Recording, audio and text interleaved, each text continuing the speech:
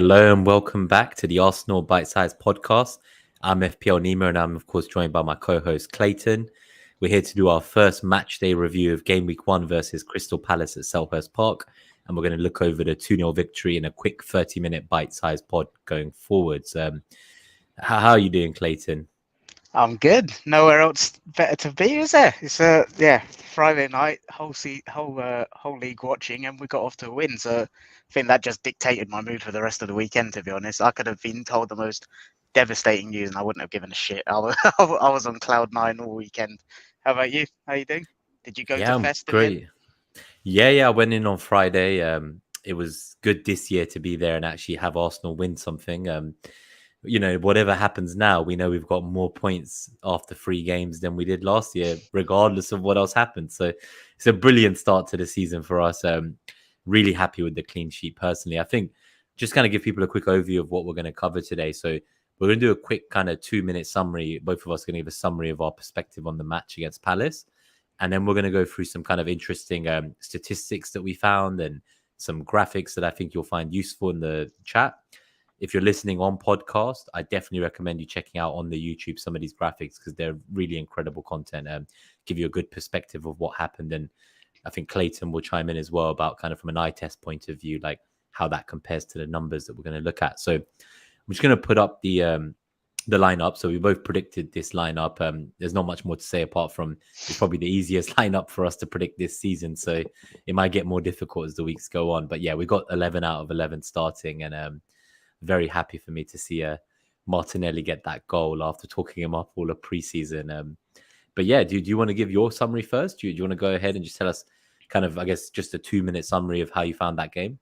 Yeah, sure. I think, also echo what you say. It's quite funny. We're part of, obviously, Emma's big group of Arsenal predictors. And I think we were the only team where every single one, I think there was over 30 of us that predicted the exact same 11, which, to be fair, if anyone went different, I'd have been a bit worried. But yeah, that was nice to, obviously get the first 11 out of 11. But game weeks 4, 5, 6, it'll be interesting to see what the team is saying then with rotation options. But yeah, summarizing the game, bloody hell, that first 20, 25 minutes, it was absolutely electric. It was, I guess, everything I was hoping to see based on what we were seeing in pre-season, patterns of play, some of the talk in the media, Arteta's interviews, just seeing all of that pieces of the jigsaw come together, and it was actually implemented, I thought. And unfortunately, it felt like same old Arsenal in some senses. After that 20, 25 minutes, we kind of obviously got the goal and then heads dropped a little bit. We started to play 5-10 yards a bit too deep when I think we had it in us to maintain that level of technical security that we were dominating with. I couldn't believe what I was watching that first 20 minutes. It was absolutely brilliant. Same as you, after hyping up Martinelli, was really happy he got the goal, but I was also really annoyed that chance was hard. Like, he kind of came in on his left foot, but I can't help I can't shake this feeling that if he kind of approached it, opened up his body, took it with his right foot, it could have been bit more of an easier chance for him. But overall, I'm so ecstatic that we got 3 points on the board, because I think that now gives us a bit of buffer room. We'll talk about the upcoming fixtures later on, but like you said, we've already beaten last season's total in game week 1. So over the moon with segments of the performance, and I think there's a lot to take forward. I'm not gonna lie, I think we were lucky at points, and Ramsdale was a big factor in us actually getting 3 points over the line, and obviously further tactical things that we both saw that we'll touch on later. But overall summary, just delighted we got the 3 points. Don't really care how we did it, and it was a tiny bit lucky, but we need these breaks. We weren't getting these in previous seasons at places like Palace. So 3 points on the board. First 20-25 minutes really encouraging to take forward into the next few games, and let's take it from there. How about you? Yes, I think similar to you, the first 30 minutes or so were just incredible. It was actually some of the best football I've seen us play in a long time. We did kind of step down the intensity a bit. Perhaps like there was a lack of confidence in the play, which then gave Palace a chance to kind of, I suppose, kind of gain momentum, and they put pressure on us. I think what was different is, and when we look at the stats, we'll cover it more, so I won't go into it too much now, but essentially on the kind of expected goals front and expected threat front, by the end of the game, Palace were actually ahead despite not scoring any goals. So I think Saliba, who we'll come on to as well, he has a lot to thank for that. And, 21 years old, Premier League debut, coming in and putting in a man of the match performance. I couldn't be happier for the boys. So that was my highlight of the entire game, I'd say, Saliba and the clean sheet. It was nice to see Ramsdale shake off some of that kind of end of season lack of confidence he seemed to have. He seems to be a little bit closer to back to his best, which was good to see. Wow, you say that. I don't know about he made me a bit nervous on the ball at a couple of points. I can't remember specifically when it was, but I think it was in the first half, a couple sort of Hollywood passes he was trying, and yeah, they could have gone wrong, but he recovered from it later on, right? So yeah, I think he made 2 great saves, which I was really happy with. And then there was a couple of really good balls. I think there was one where he just distributed it to Zinchenko on the left, and Zinchenko was in the opposition half. And just rewatching that over and over again since the day, I'm just like, I don't quite comprehend how he just kind of threw the ball in the air and kicked it sideways. I know, across the entire pitch straight to Zinchenko's That's foot. the most satisfying type of pass as well. I find. I don't know what it is. The way it's cut across and then bends straight into the park. That was incredible. So that was really sexy, I thought. But I guess the other thing is like, not to be on a downer, but it did show us this match like that we do struggle to control games at away grounds, especially when it's a tough away ground. And I think for me, like, our midfield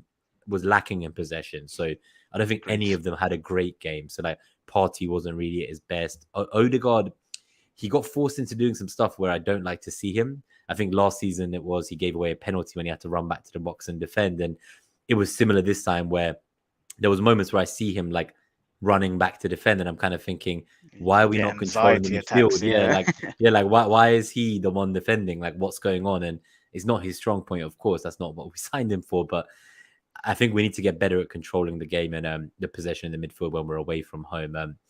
The thing I like the most, I guess, just the final part of the summary, is when we were in the final third, the kind of the rotations amongst the front three was incredible to see. So there was a lot of time when Martinelli was very central again, and he was floating in and then floating back out, and Jesus was kind of dropping deep to get the ball, dropping to the wings. That was very exciting. So I think when we play Leicester next weekend, and for most of our home games, I think what we will see is that kind of 30-minute period of domination, it will be extended for beyond that. I think so. I think we'll sustain it a lot more. I think what I said in our preview was about these tight pitches, and why I think we would struggle to sustain it for longer is because of our structure and the spaces between zones. It's so much harder to impose that on these smaller tight pitches. And I think I agree. I'd argue, I'd say our midfield went hiding a little bit after the goal, and that's why they struggled to kind of impose themselves. But just structurally, at grounds like Selhurst Park, it's so hard to impose that structure. And I think we'll see it a lot more in home games where,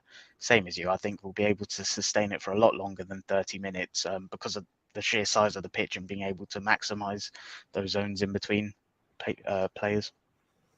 So I think that's kind of the summary side of things. I think what would be good to do is, so moving on from this, is just looking at some of the stats and going through like how that compares to, I guess, the summaries we just gave in some more eye test perspective. So this is a kind of cumulative expected goals graphic from @MarkOurStats on Twitter. So really great account. If you don't follow them, they do free data dumps for every single Premier League match and non-Premier League match. And it's really interesting stuff. I've only picked out 3 or 4 things I found kind of that gave useful insights that were worth discussing today, but they have a lot more data per match than just what I'm showing you today. So from an expected goals point of view, the match ended with actually 1.11 for Palace to just 0.98 for Arsenal. So we were quite clinical in the chances we took. The expected threat was also in Palace's favour, 1.47 to 1.31 for us. They dominated the possession, 56.5% versus 43.5. Field tilt similarly, 51.5 to 48.5. And their defensive line height was 43.3 to 39.5. So I think my one takeaway I want to just share here for anyone who's on podcast and can't see the graphic is that it kind of shows what we were saying. So for the first 30 minutes, maybe even 35 minutes, there's a big red line of our cumulative expected goals and chances. And like the Palace line hasn't actually left the 0 on the axis. So we reduced them to absolutely nothing for that first period when we were dominating. But then as you approach halftime, they started to creep into the game. You can see our chances and chance creation kind of dried up. Like our XG from kind of about, I'd say 20, 25 minutes in all the way to 90th minute barely moves up. Whereas Palace's steadily rises. And by the end of the game, they overtake us after about the 80th minute mark. similar with the cumulative expected threat. So again, you can see we were leading this, but by the end of the game, Palace were leading overall. So I think you are right. We were probably fortunate to keep the clean sheet. The 2-0 maybe masks some of those defensive frailties.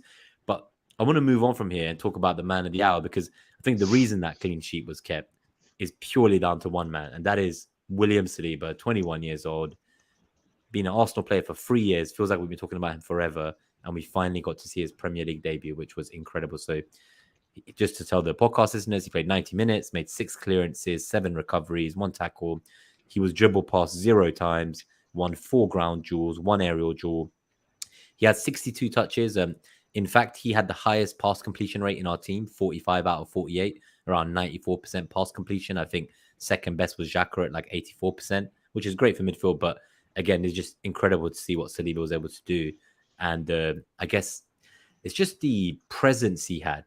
Like, he just seemed so calm and assured. And he, like, sometimes I've watched some of our defenders back in the past, like Mustafi and Luiz and these guys and Socrates, and they just exude panic when they're defending. They make you nervous just seeing anything in their area of the pitch. You get so nervous. But with him, you feel nervous. Yeah, I'm not saying he's Van Dijk or anything, but he's got that kind of Van Dijk aura and calmness around him. Like, whenever someone goes in for a duel with Van Dijk, you just, as a Liverpool fan, I'm sure they just relax all the time. I felt like that with him. Anytime the ball went in behind and he got in a foot race, even, he just looked so calm, and I always felt confident that he'd win his duel, he'd win the clearances, he'd win everything coming into the box. And I think that's also, he's got like the best of both worlds, right? He does the defensive stuff first and foremost, but like, you've got those stats there, his composure on the ball, and that's one thing I wanted to keep an eye on. I was conscious Ben White was really important to our build-up from right centre-back last year, with his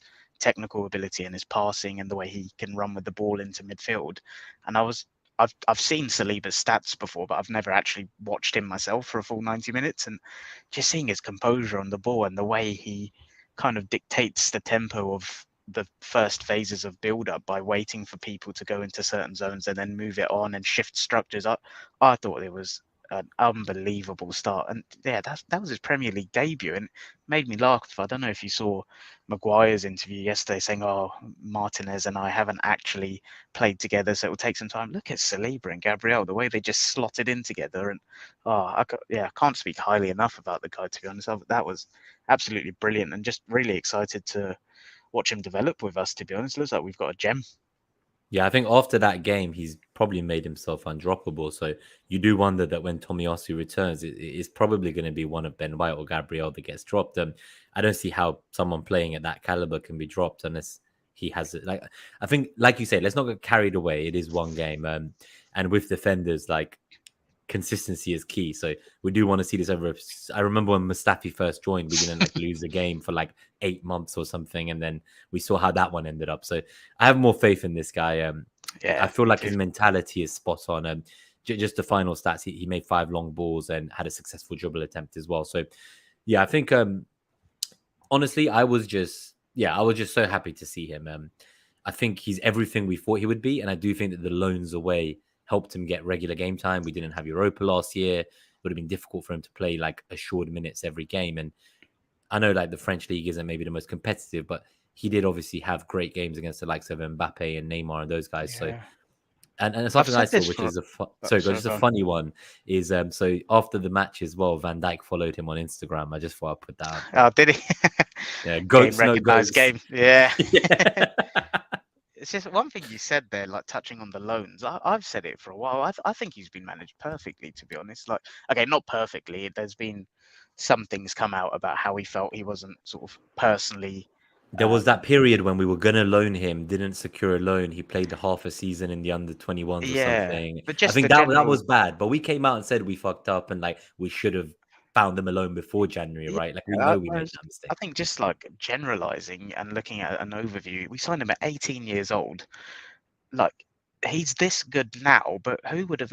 No one knows how good he would have been for us if he just came straight in. Like, I think the reason he is this good is because he's been in those real first team men dressing environments. It's not been with the youth academy and stuff. He's been consistently playing now for 2-3 seasons, and we've brought him back at a time where Arteta genuinely deems him ready, and I trust his judgment more than anyone. So I think he's been managed perfectly. Like you said, last season, sure, he would have got minutes, but would have been nowhere near what he got at Marseille. So yeah, I personally think he's been managed really well.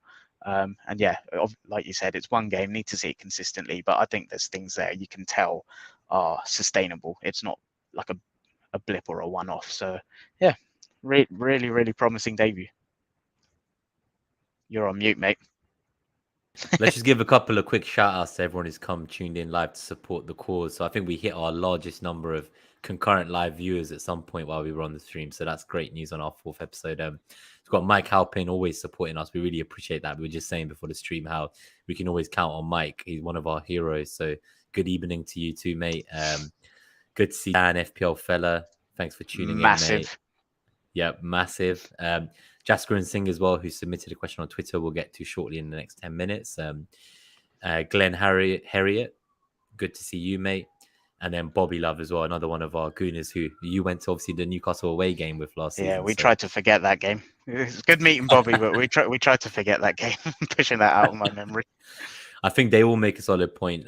So like Mike had said as well, like 0 shots for Palace in the first 42 minutes, only 3 touches in the box. So I think the expected goals cumulatively and expected threat showed that. We did sit too deep after we scored the first one, as he says. And then Bobby says, as much as he loved the result, he was a bit disappointed that the team fell back into last season's bad habit of starting fast and then inviting pressure onto us for a period of the match. And I think it goes without saying, if it wasn't Saliba there, I'm not convinced that clean sheet would have stayed. So let's look at a couple more interesting stats like the pass networks and just analyze the game a bit more in the review. And then we'll come to questions in the chat. So if you have any questions, guys, about the Palace game, if you want us to review it, please just start getting them in from now. This won't be one of those 1 hour, 20-minute episodes. They're all going to be 30 minutes for the reviews going forwards. And then every Friday lunchtime, we're going to do a quick 10-minute preview and predicted lineup as well. So hoping to keep them truly bite-sized now that the season has begun. So these are the passing networks. I'm not really going to bother to look at the Palace one. I'm just going to focus mainly on Arsenal with the limited time we have. So this is, again, obviously the Mark Stat Spot on Twitter. So do check them out. Some great content there. I think the first thing I noticed was that a lot of the play seems to be coming from the left. So yeah, you can see that Saliba passing to White is almost non-existent. Like everything went through the left. It all went through Zinchenko, Martinelli. Jesus that was another thing I spoke up in pre-season about wanting to really remove that reliance on that right-hand side last year. It was absolutely brilliant with Tomiyasu, Odegaard and Saka, but it felt a bit, just too reliant on it. So I think now that we've got that technically secure option on the left, it was brilliant. That like you can see on that pass map, the link up between Zinchenko, Martinelli, and then the passing between Zinchenko and Jesus. I thought it was absolutely brilliant. And it felt like a conscious effort to go down that left-hand side. I don't know if you feel the same. And one thing, I know you said not to focus on Palace, I agree, but one thing that really stood out to me was how much defensive work Saka was having to do to nullify Zaha. And also, personal opinion, I actually thought Ben White did really well at right back. I don't know if, A, what you thought, and B, what your timeline was saying, but my timeline was so split on that. But I thought White did really well. He's one of the most trickiest 1v1 wingers in the league. I don't have the stats to hand, but I feel like Ben White handled his duels really well. Zaha got past him a couple of times, but nothing really mounted to anything in particular. I think when they got past him, Saliba was always handy to protect that side, right? Yeah, so there was that one crunching tackle, wasn't there? That was brilliant. I like this is the dare in me, but what I just love an old school crunching tackle. But I thought White did okay. There was a couple sloppy passes at the start. But then I think in the actual duels, he did fine. And going back to what I was originally making the point on was Saka obviously was dropping back to help with Zaha because that was clearly Palace's game plan. But if you look at Palace's pass map there, you can see how close Mitchell and Anderson are to each other. And that was clearly to nullify what they thought was our threat going forward in Saka on the right. But I think that's where we kind of surprised them. We didn't actually approach that way at all. We completely built from the left. And I think, obviously Arteta proactively saw that Saka would have to drop back in, Odegaard would as well, to try and nullify Palace's strength down the left-hand side. That was Yes, one I thing think I it's picked up. worth. Yes, I think it's worth noting the kind of the brightness of the white line in the passing network reflects like the number of completed passes between the players. So you can see that kind of Gabriel up to Zinchenko and then Zinchenko back and forth with Xhaka. That was the most popular passing network of the game, apart from Gabriel and Saliba to each other. Um, as I said, there was no passes to White. I think there was a mixed timeline, as you say, on White. So I think a lot of people felt he didn't do well enough. And I wonder if that's just because they've seen Saliba and they're almost comparing them and they're like, oh, he wasn't good enough. So It's Saliba should keep his typical spot. Arsenal, isn't it? Just be They happy can't just we've be got. happy. Yeah. Yeah, I don't get it. I really don't get it. But I think yeah, he did fine. He was playing like, as you say, probably the trickiest 1v1 player in the league. I think they even asked Arteta in the presser after, they were kind of saying to him about, like Palace's plan was to go through Zaha. Like it was pretty tricky. What do you think? And he kind of laughed, as in like, haha, yeah, of course. Like who doesn't know Zaha's one of the yeah. trickiest wingers to play against in the league? So I think, yeah, like I wouldn't look too much into that. I think he did fine. The only thing I noticed was that, as I was saying earlier, I think Odegaard didn't have his best game, neither did Partey. Agreed. Yeah. And I did think Saka was a lot wider than normal. So we didn't seem to rely on him for the chances, as you're saying. Like he was almost like being asked to play a defensive role to protect White and Saliba on that side.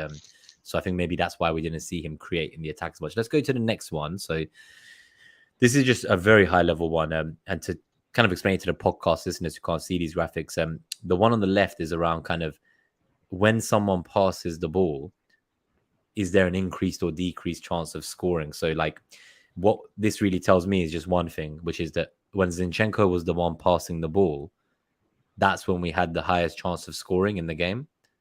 So I think that kind of shows what we were saying about the left side dominance. So if and Zinchenko, if he's there passing to Martinelli had the biggest threat. It all kind of makes sense. So on the right hand side, the other interesting graphic is that the increased or decreased chance of scoring based on who the receiver of the pass was.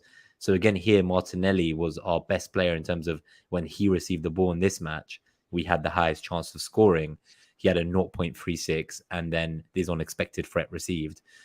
Gabriel Jesus was 0.29 and Saka was 0.21. So I just thought I'd put that out there that was quite an interesting thought. In terms of the chance creation from the passing that I said earlier, after Zinchenko at 0.38, there's just a huge drop off. The next Arsenal player is Xhaka at 0.15 and Ben White at 0.13 and even Ramsdale at 0.1. So yeah, it was. I like yeah. these. It really reflects what I felt I was watching at the time as well. Every time Zinchenko had the ball on the left and he was passing it into zones, I always felt like that was going to come on the back of something happening. And if you combine what you're seeing on the left as the chances of scoring as the passer with the receiver, as you saw on that pass map previously, it was Zinchenko to Jesus a fair bit, Zinchenko to Martinelli. If you just go back onto that graphic you just had, Zinchenko was obviously the passer. Look at the receivers in Martinelli and Jesus. I always had a feeling.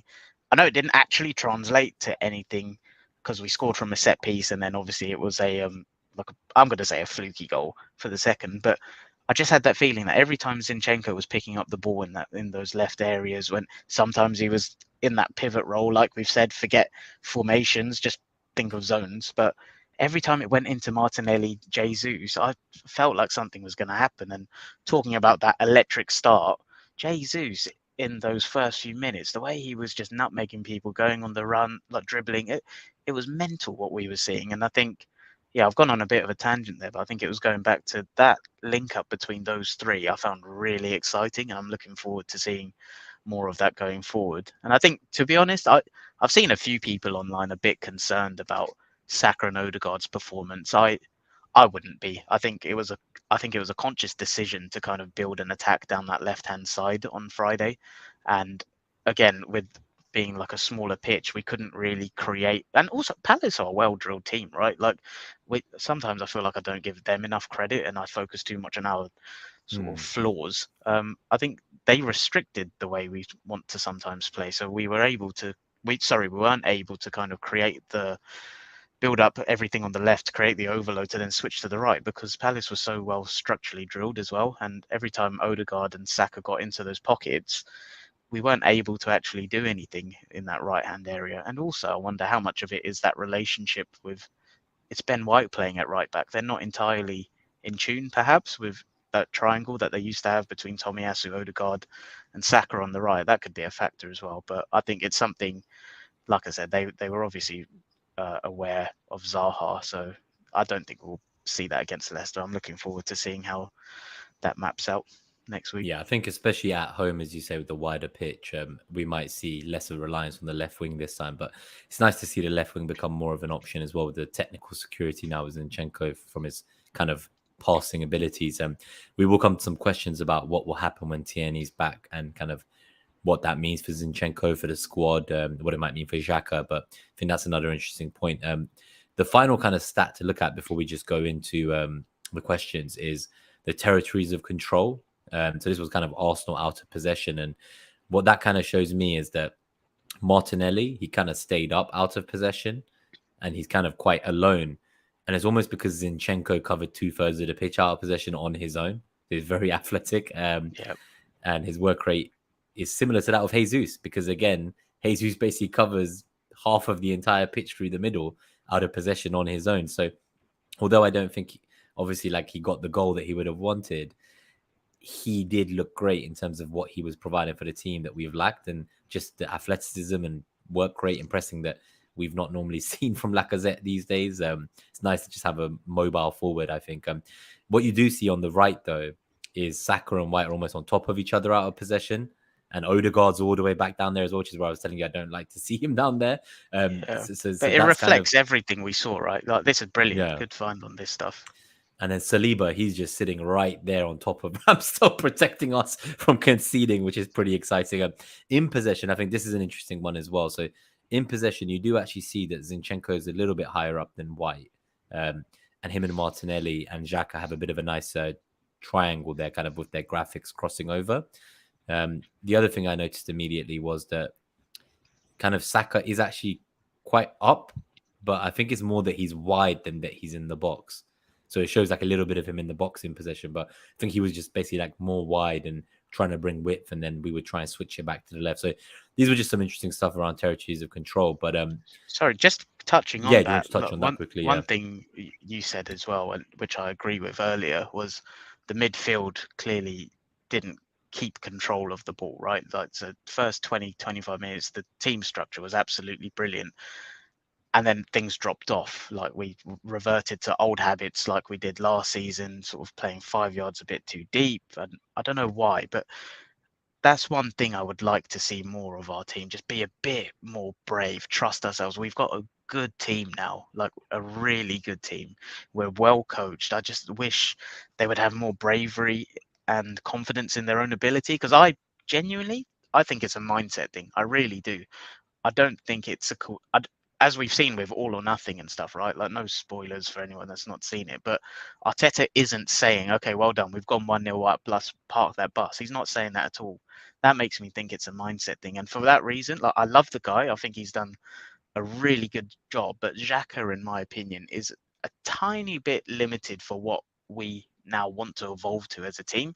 I think I would love to keep him around as a squad option, but I personally think we need a little bit more from that left eight, because like you said, Partey was a bit off it on Friday. Odegaard wasn't having his best game, and Xhaka's not the kind of guy from the left eight position. I don't doubt he can do it when he's in that double pivot, but when he's in that left eight, he's not the kind of guy to go demand the ball, be able to spin on the half turn in half spaces and just dictate the tempo of a game with the same level of technical assurance that someone like Zinchenko does from left back. And that's what I think I really want to see us hopefully go out and get another left eight to try and... It's that turning of the Titanic circle that Xhaka has. Like, just watching him turn is painful. But I think it sounds like the latest is that obviously we saw that what's his name, Torreira is gone, and I do think there will be a few more outgoings. Yeah, so Nuno's on loan. I think we may see Maitland-Niles leave. Bellerin looks like he's going. So I think with some of these exits, we may see a bid go in finally for Tielemans. Do you think that sort of what happens after we go 1 up? Do you think that's a mindset thing? What do you think that's down to? Yeah, so I don't think the manager's asking them to sit back. I think it's definitely something they're doing. And considering he's trying to build a team that presses aggressively from the front, it is surprising to see us sit so deep after going up. It's not what I would expect, but I do wonder if it's one of those things where I think it is mindset, as you say. And I think even though winners, like proven winners like Jesus and Zinchenko have come in with 4 Premier League winners' medals apiece, they come from a culture where losing a single game is unacceptable. And we've got a very young squad that they're hopefully going to nurture that same winning mentality into. But I don't think it's an overnight thing. So I think away from home, tough game, opening the Premier League season, it was always going to be difficult. So I think that we'll see a bit more of what we can expect in this home game against Leicester. And I would expect us to dominate for much longer periods of 50, 60 minutes.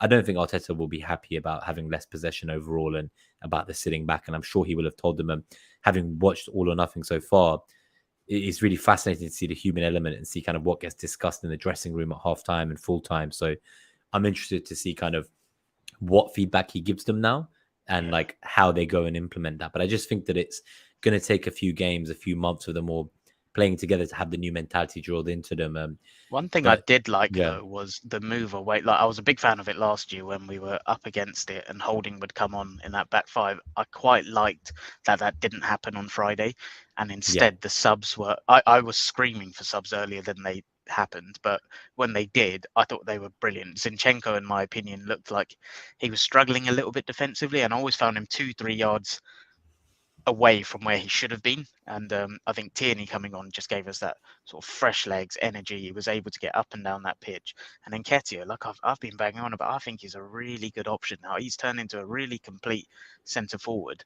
But what those he's subs... forcing his way onto the pitch. And I think it was interesting that it wasn't Martinelli who went off as well. Yeah, but those subs to me screamed Arteta wanting to kind of, it's still impose our game. It's not accepting Palace are just going to lump balls into the box and we're going to stick with that back five. It was, no, we still want to attack. And that's how the second goal came, right? I'm pretty sure it was, I can't remember who was up on the left. I think it was Tierney or someone, but they passed it into Nketiah. He then switched it to Saka. And then fair enough, we got fortunate, but that goal doesn't come if we bring Holding on. So again, nothing against Holding. It's just holistically where I think we're aiming. It's just nice to see the difference in mentality. Like that famous kind of, was it 5-3-2 formation or 5-2-3 when he comes on. But I think we don't need to hopefully worry about that unless we're playing like a massive team in the future, like away from home to City, Liverpool. I think apart from that, I wouldn't worry. In terms of just going to the questions from the listeners as we come to the end of the pod. So we did make a mini league for the Arsenal BiteSize Podcast. So do get in there and compete with us. If you're listening on pod, the code is AV2ZQR. There is going to be an auto join link in the podcast and YouTube description as well. So jump in and compete with the lads. In terms of FPL points, give a very high level overview. So in the team of the week, Zinchenko was the only Arsenal player to make it with his 12-point return. So he got all the bonus and his assists, which, interestingly came from a header. So didn't expect him to do a header from a set piece to... Yeah, that's a really good routine, wasn't it?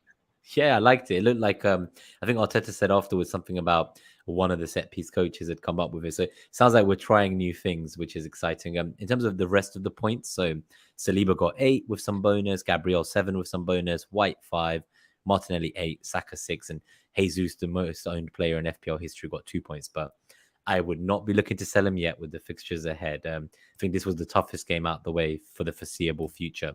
So let's take some questions from the chat. And there was also the one from Jaskrin in the tweet. So I'll read through Jaskrin's question, and then I've got one from Mike, I think, and a few others. So Jaskrin's question is on Zinchenko, which is probably similar to the ones in the live chat now. So he asked, once Tierney is fit, does Zinchenko retain his place at left back, or does he move to midfield or to the bench? So I think that's pretty much the same question as Mike Halpin as well, where he says, do we think Zinchenko keeps his place, or is it more a case of horses for courses, bringing KT in for specific opponents? Do you want to give a quick crack at that one, like a lightning round response? Yeah, I think as long as we're winning, the team doesn't change. Genuinely, that's my honest opinion. And yeah, from Leicester, Bournemouth, and Fulham as the next 3, we have to be aiming for 9 points from those 3. So I think, to be honest, as long as we're winning, nothing will change. And I think, regardless, I think Tierney will be eased in this season. I think we've rushed him back too many times before because we didn't have suitable cover, whereas now we've got a really top option. So I personally don't see that changing. And I actually think we will sign a left 8 as well. I don't think the plan is for Zinchenko to go into midfield, despite me banging on about that in pre-season. How about you? Yeah, so I think So I think for me as well, Ray, good to see you as well in the chat, and FPLD Chin, thanks for tuning in, guys. I'll just give you guys a quick shout out because I think you snuck in after the last round of shout outs. But yeah, I think Ray agrees with you and probably with me as well that essentially Arteta probably wouldn't change the winning team, and typically the current 11 will keep the shirt. And I do think that he did say in his presser that both Tomiyasu and Tierney, they were kind of forced to play when we perhaps shouldn't have made them play because there wasn't alternatives last season, and that led to longer times on the sideline.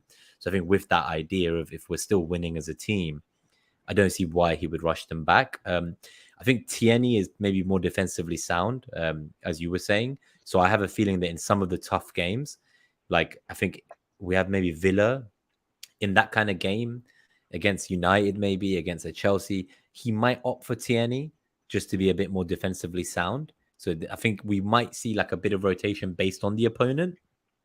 But at the moment, it sounds like, he said in his interview, Zinchenko's main position is left back.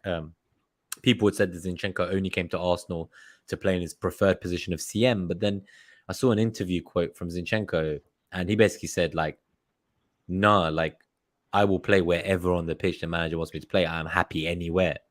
So I think that put to bed like the idea that he only wants to play CM. Like, yes, he plays it for his country and he played it in his younger years at club level too. But the reality is that he knows Arteta, he wouldn't have agreed to come if he didn't trust him with his development in his prime years. And I think he doesn't mind where he plays as long as there's a plan and he can be an integral part of it. So I think we might see, maybe as Europa starts, we might start to see like a bit of a Europa team and a Premier League team. So I think people will get their minutes. That won't be a problem. And it's a good I point, though. doubt we'll I see him agree at with left you. I centre think mid. Tierney tactically might come in for the odd game. Like you say, he's a better 1v1 defender. So I agree with you on that as well. I think, yeah, so just apart from that, like, thanks everyone for tuning in. If you found it helpful, listening to the Crystal Palace review, please do hit like to help the channel. And if you're new, do subscribe and spread the word. If you're listening on Apple or Spotify, please leave a review as well. That really helps us Can I as we're be starting annoying up. and add in one more thing before Yeah. we go? Yeah, before we leave, sure, go for it. I'm really excited to have the likes of Tomiyasu, Vieira, Smith Rowe back amongst the squad because, like I said, I was screaming for a sub before they came, and all I kept thinking was someone like Vieira. He sounds so exciting as a profile, and I really hope he's fit so he can get in that matchday squad against Leicester. But I think, yeah, going forward, our squad is going to be looking strong. But one thing I still felt that we need, obviously, I'm banging on about the left eight. I still think we need another wide forward to be able to take the load off Saka for the reasons on that we've point, explained. have you seen the links to the is it the I've not, Villarreal no, to be fair, 19-year-old winger? no, work was mad today, so I've not been on Twitter at all. Yeah, so there's a 19-year-old winger from Villarreal, Pino, and Okay, never heard of him.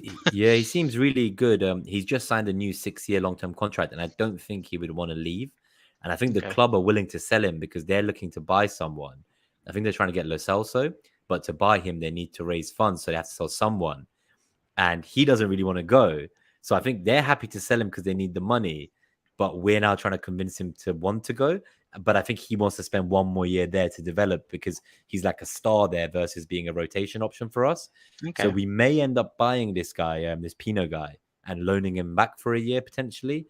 Interesting. Yeah, there was obviously other links to other wingers, like there's DRB, there's Neto. I saw that over the weekend, yeah. Yeah, there was Bowen, which obviously I don't think would happen. I feel really strongly that we need one, though. I think, like we've discussed before, we overplayed Saka last season, and I just think at that top level now where we're trying to get to, I feel so comfortable with Jesus and Nketiah as options down the middle.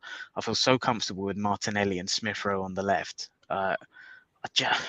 I just think just Saka on the right, that's still a lot of reliance on someone that's so young. He's unbelievably talented. There's nothing against Saka. It's more trying to help him and take the load off him. Prolong him. Yeah, we don't want another Wilshere, right? Yeah, in a game like how Friday went, like I said, the subs I thought were brilliant in Tierney and Nketiah, bringing on options that don't drop the technical level. Currently, whoever we bring on for Saka, I think it's Pepe or Nelson that was on the bench, that level drops massively. So yeah, that's just one thing I'd like to. Well, I think you saw Marquinhos. He got a golden assist in his under-21 debut. So who knows? Maybe he can do a Martinelli and show that, like, that's just his level's too good to be playing for those young teams, and he needs to be playing with men. So maybe we'll see him a bit more in the Europa, and perhaps he can accelerate his pathway into the first team squad with some of the cups that we have coming up in the start of the next calendar year as well. So I'm excited by him, but I do think we need another established winger. If we can get rid of Pepe, it's starting to look like we can't, then it may be that we can't really splash the cash massively. But I know that when they were talking of the likes of Neto and Bowen in the past, it was as the Pepe replacement. But I don't see Pepe leaving, so I can't see how we could afford like a Neto or go in for him. But well, that's the thing. We had 55 million earmarked for Rafinha, right? So it makes me think that is part of the plan. There is still someone in the plan, but I think Tielemans, I have a feeling we're going to move for first. It looks like with the kind of outgoing of Torreira, I think we will get that left centre mid that you were talking about. And I think that will mean that Zinchenko is unlikely to play there most times, because we're probably going to buy someone there who's going to compete with Xhaka. But I think we'll be back on Friday lunchtime to do a quick 10-minute preview of the next match, home against Leicester. Obviously, you're going to be able to kind of give your match going perspective next time we do this review, because you'll have been at the Emirates. So that's Saturday, exciting. 3:00. Yeah. Can't wait. And then, so just thank you for everyone who tuned in live. Really appreciate the support. And just hit us up if you've got any questions, if there's content you'd like to see, if you've got any questions on the stats we showed on the show today, any stats feedback you think would cover, be appreciated, because like we've been doing the longer episodes in pre-season, but this is hopefully the format we're trying to get into a rhythm for throughout the season. So feedback would be appreciated. But other than that, just 2-0 to the Arsenal. Great start to the season. Some favourable fixtures, I say, coming up. So let's see how we get on. Up the Arsenal. Thanks everyone for tuning in, and enjoy the rest of your week. Have a smashing week, and see you guys on Friday for the preview of the next game. Up the Arsenal. Cheers, everyone. Up the Arsenal. See you all soon.